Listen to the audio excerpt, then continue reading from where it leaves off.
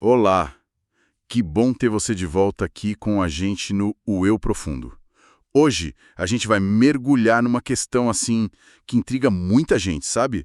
Uma espécie de paradoxo da jornada interior. Hum, Porque às vezes, quando alguém decide buscar um caminho espiritual mais, digamos, consciente, parece que a vida responde com mais desafios, e não menos. Parece meio contraintuitivo, né? é verdade. É uma ótima questão para a gente explorar. Vamos investigar juntos isso, inspirados por umas reflexões sobre ser forte na dor. Essa observação é muito comum, né?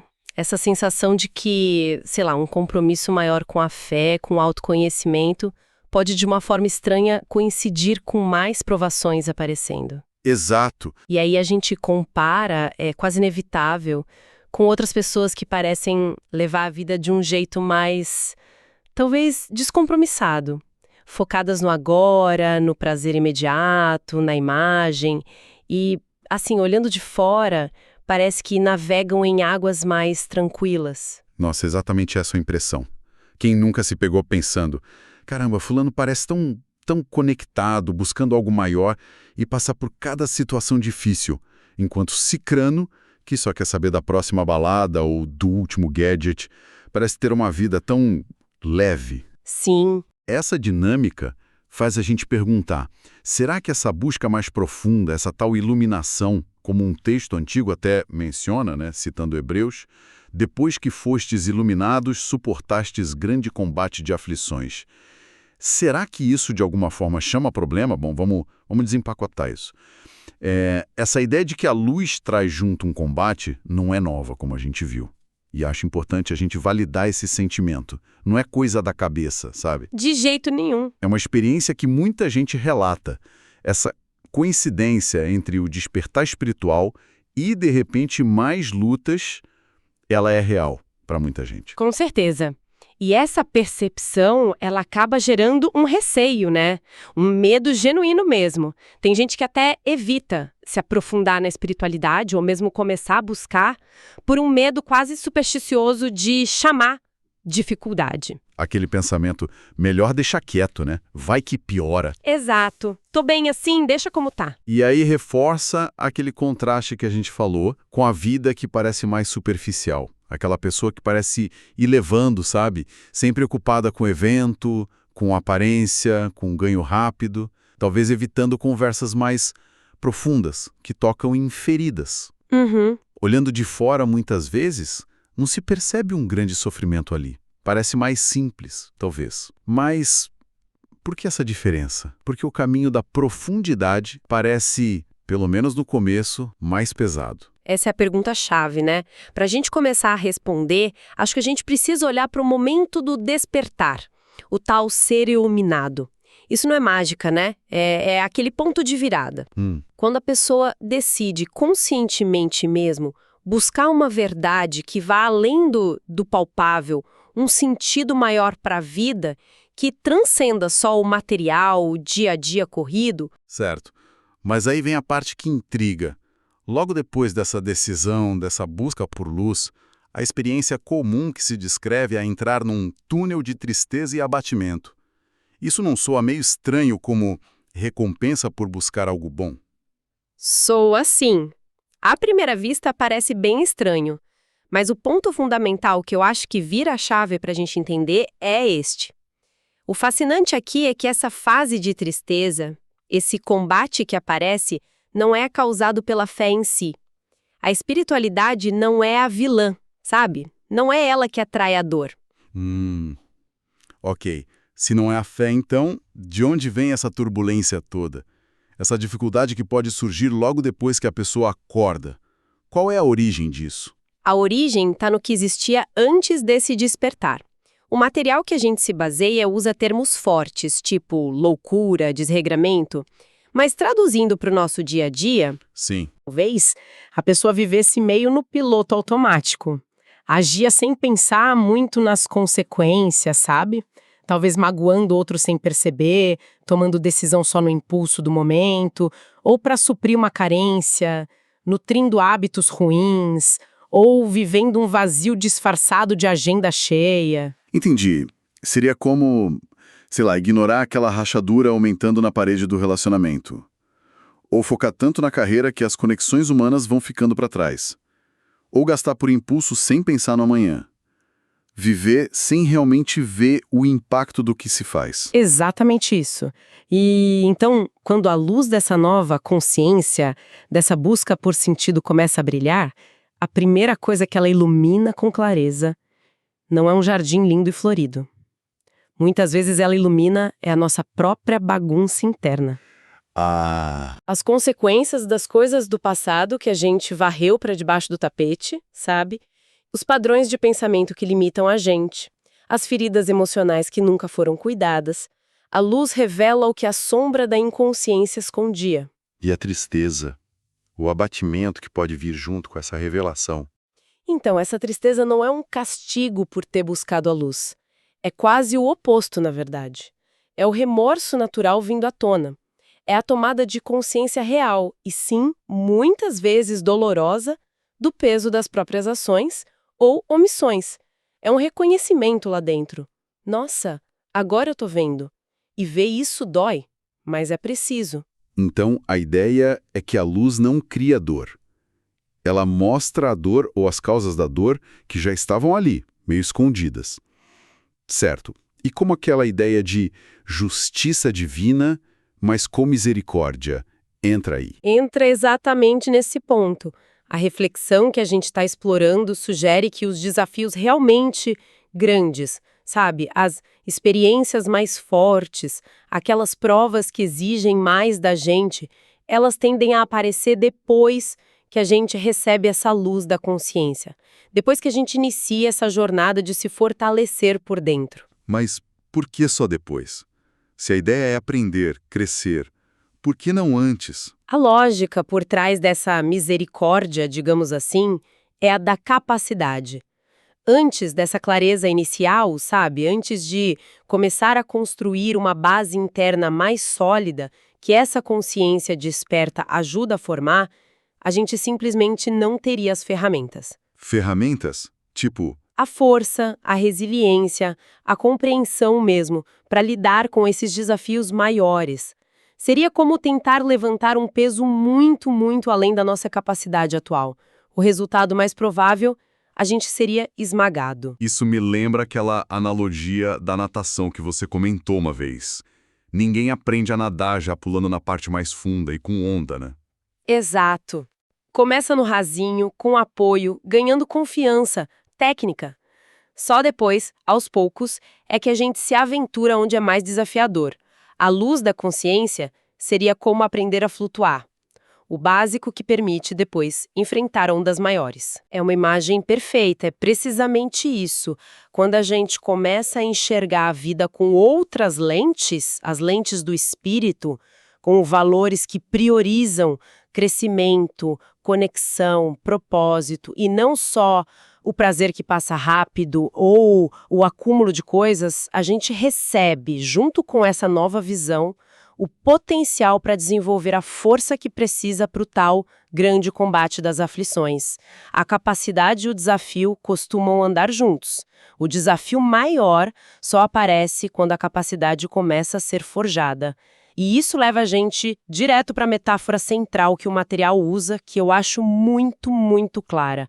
Ninguém concede a responsabilidade de um barco cheio de preocupações e perigos a simples crianças. Um barco simbolizando talvez a vida ou grandes tarefas, né?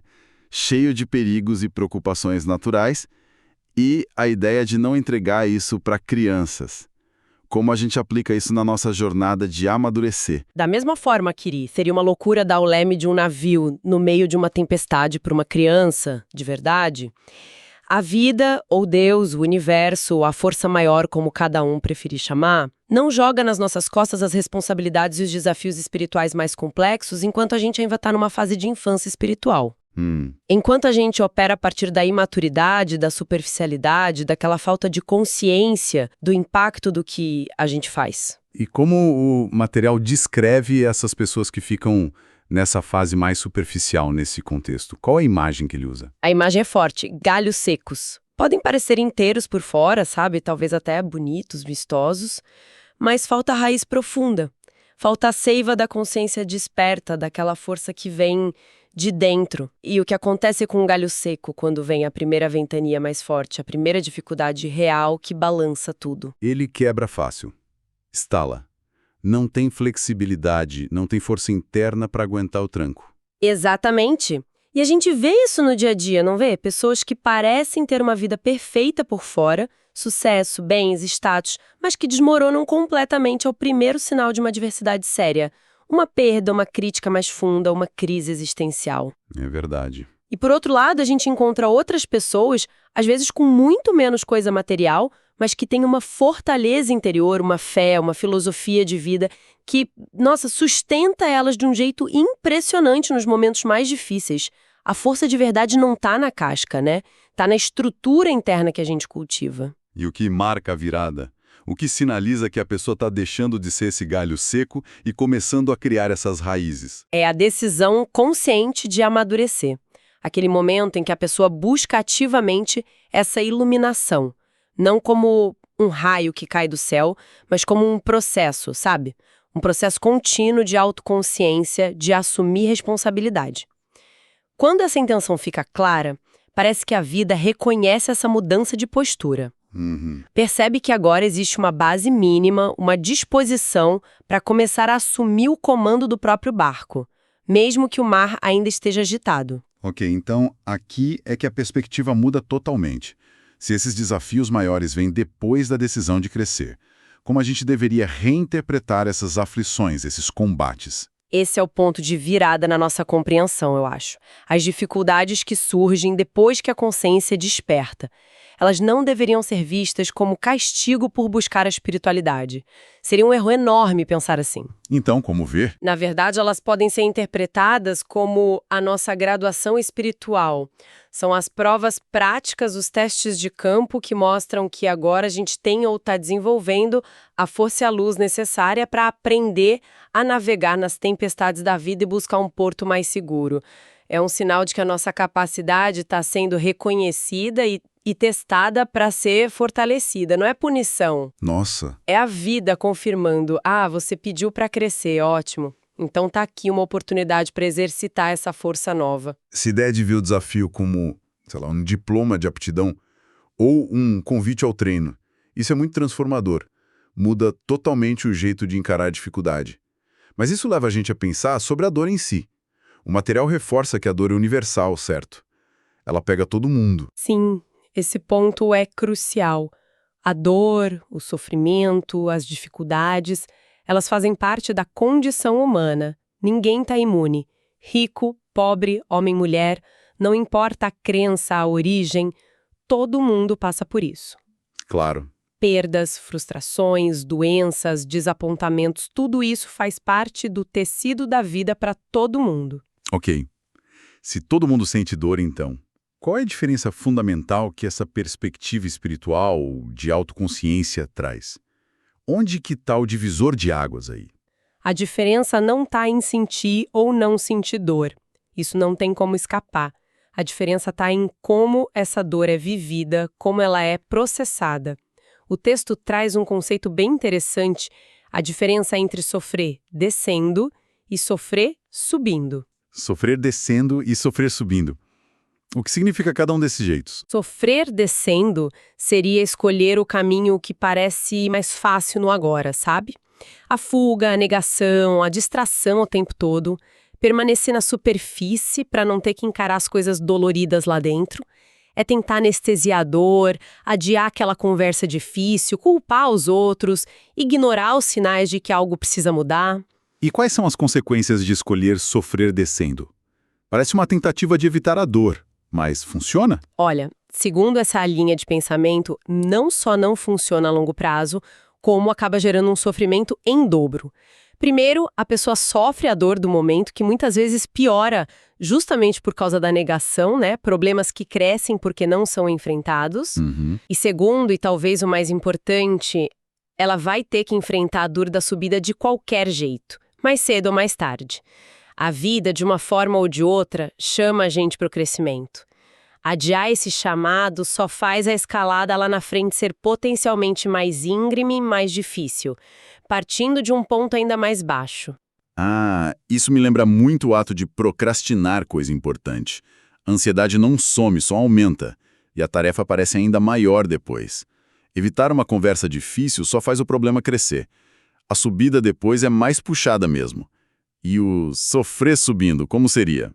Sofrer subindo é o caminho oposto. É encarar os desafios, as dores, as aflições, não com o masoquismo, óbvio, mas com a luz da consciência, com a intenção de aprender, de crescer, de se fortalecer através daquela experiência. É não fugir da lição que a dificuldade está trazendo, por mais dura que ela seja. Então, esse sofrimento ascendente, ele tem um propósito diferente. Não é só dor pela dor. Exato. O que tudo isso quer dizer, no fundo?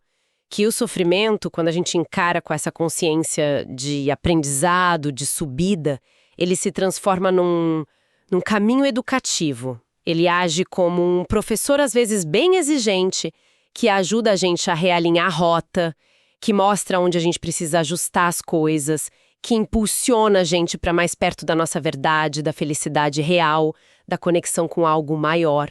A dor deixa de ser só um peso e vira uma ferramenta para lapidar a gente.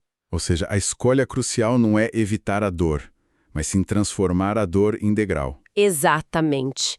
E como é que a gente pode trazer essa visão para a nossa vida prática, né? Como que essa perspectiva pode, de fato, mudar o jeito como a gente se sente e age diante das nossas lutas do dia a dia? É a pergunta de 1 milhão, né? Talvez uma primeira aplicação prática seja mudar o nosso diálogo interno. Sabe aquele clássico, por que eu, por que isso de novo comigo? Sim. Talvez começar a perguntar com curiosidade genuína mesmo. Ok, isso tá doendo. Mas o que essa situação tá tentando me ensinar?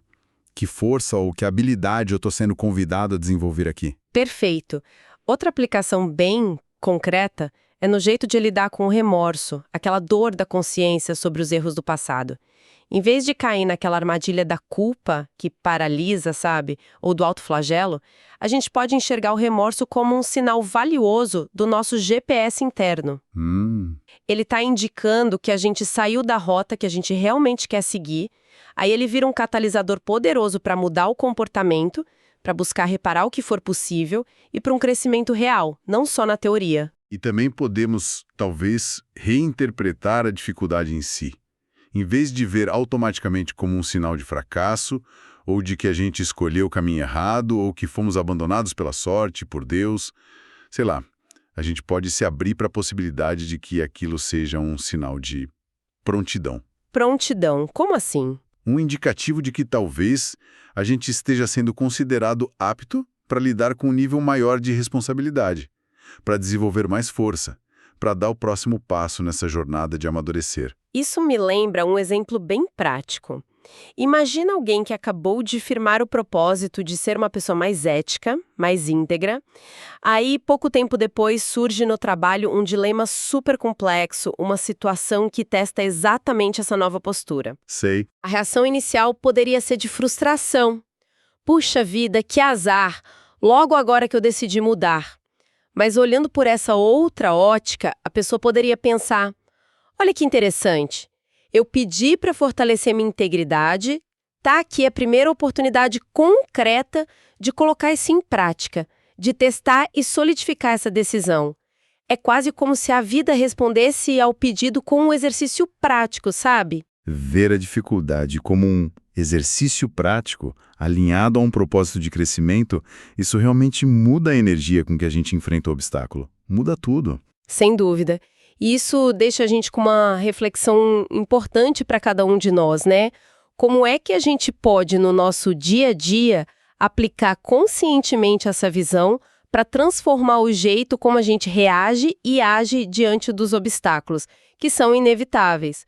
Como a gente pode ativamente escolher subir, mesmo quando o terreno parece escorregadio e a subida íngreme? Tentando sintetizar nossa conversa de hoje, de um jeito acolhedor, à luz da consciência, esse despertar para uma vida com mais sentido, traz clareza, não só sobre o caminho à frente, mas também sobre a nossa bagagem passada, nossas responsabilidades agora, e os desafios que surgem nessa jornada, As aflições não precisam ser vistos como castigos.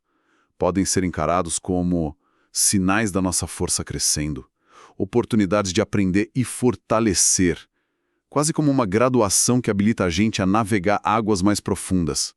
O sofrimento, visto assim, como parte de uma subida, pode virar um mestre valioso. E, para fechar mesmo, eu queria deixar uma sementinha para reflexão individual.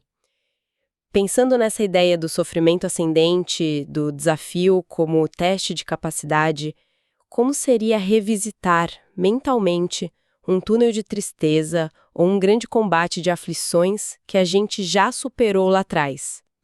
Olhando em retrospectiva, sabe?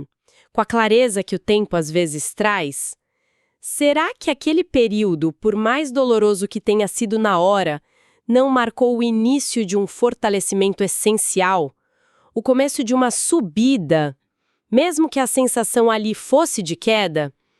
O que será que aquela experiência difícil, apesar de tudo, construiu na gente que não existia antes? Uma pergunta poderosa para a gente refletir. Você ouviu o Eu Profundo. Muito obrigado pela sua companhia nessa exploração. Até a próxima.